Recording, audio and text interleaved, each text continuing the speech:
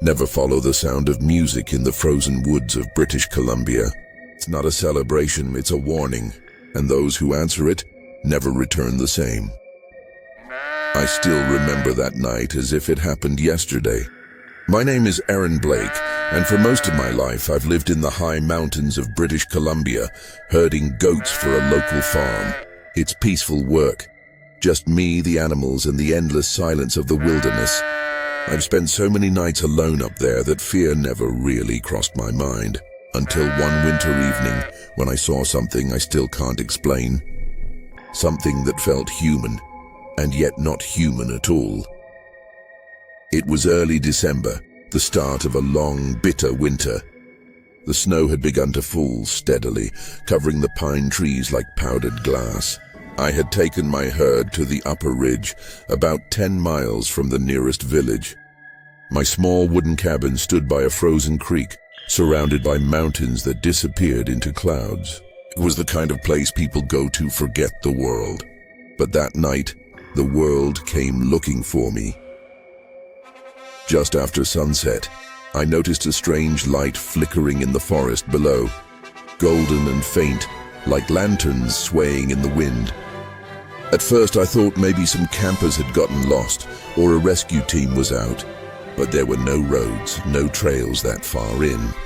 The light moved slowly through the trees, then stopped, and I heard something I'd never heard before in those woods. Music. It wasn't the sound of a radio or a guitar. It was soft, rhythmic, almost hypnotic, a mix of drums and voices chanting in a language I couldn't recognize.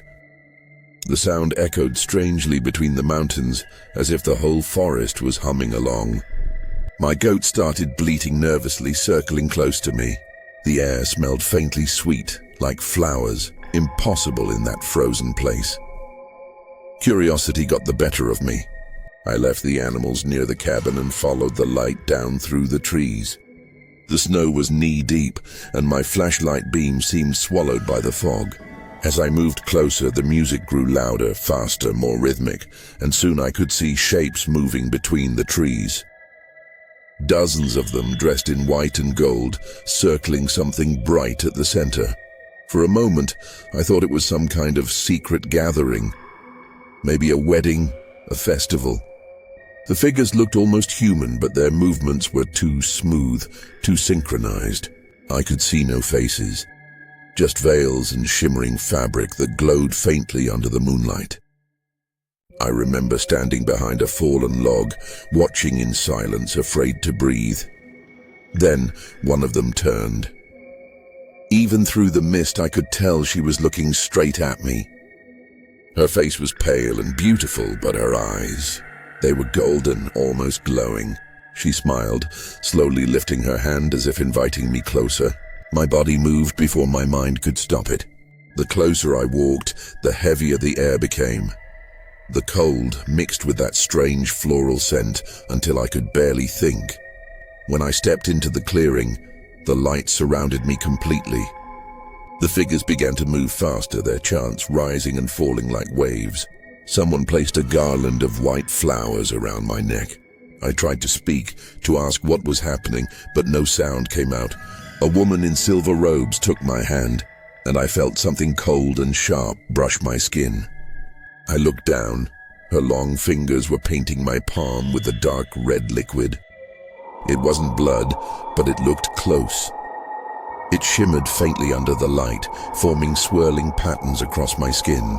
The chanting grew so loud it felt like it was inside my head. My vision blurred and I saw their faces shift, the same faces becoming older, then younger, then almost skeletal. I felt dizzy, like falling through ice, and then everything went black.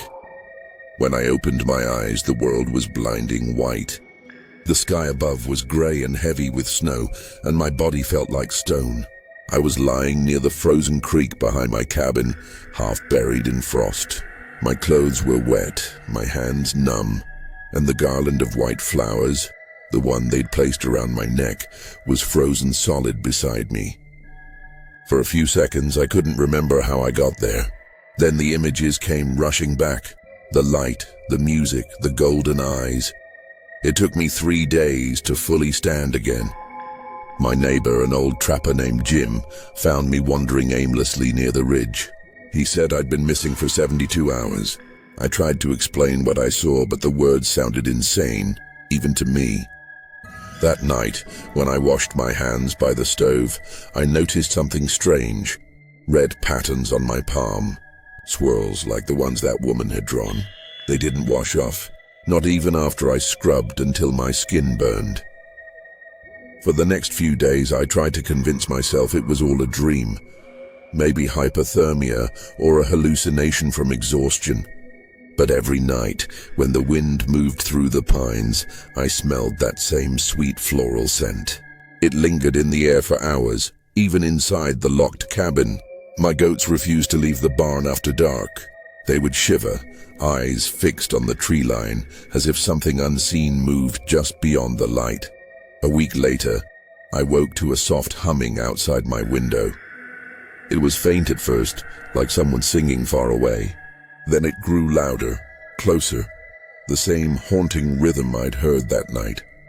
I peered through the frosted glass and saw faint lights drifting between the trees, golden, swaying and slow. For a moment I thought I saw her again, the woman with the golden eyes, standing at the edge of the forest, smiling faintly. The next morning I found footprints outside the cabin, bare feet, delicate, small, and perfectly outlined in the snow. They led right up to my door, then vanished. I didn't sleep for the next 2 nights. I even considered leaving the mountains altogether, but something inside me wouldn't let me go. It felt as if the forest was calling me back, whispering, coaxing, reminding me of something unfinished. On the 12th night, I finally broke. The air was silent, the moon full. I stepped outside, barefoot in the snow, following that scent. Jasmine mixed with cold air. The forest glowed faintly ahead, as if breathing. When I reached the clearing, everything looked just like before, except this time it was empty. Only the circle of frozen flowers remained, half buried under ice. And in the center of it lay a single silver veil. I picked it up with trembling hands. The fabric was still warm. Suddenly the wind rose violently, howling through the trees. I heard whispers, hundreds of voices calling my name.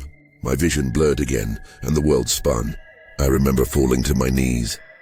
The veil clutched in my hand, and a voice, soft, almost tender, whispering, "You came back."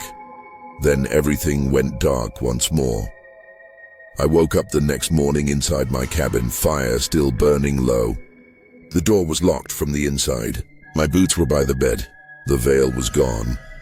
But the red marks on my hand were deeper now, glowing faintly in the dim light.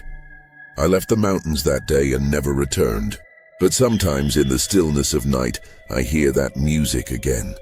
Faint, distant, echoing through my dreams. And when I wake up, my room smells like jasmine.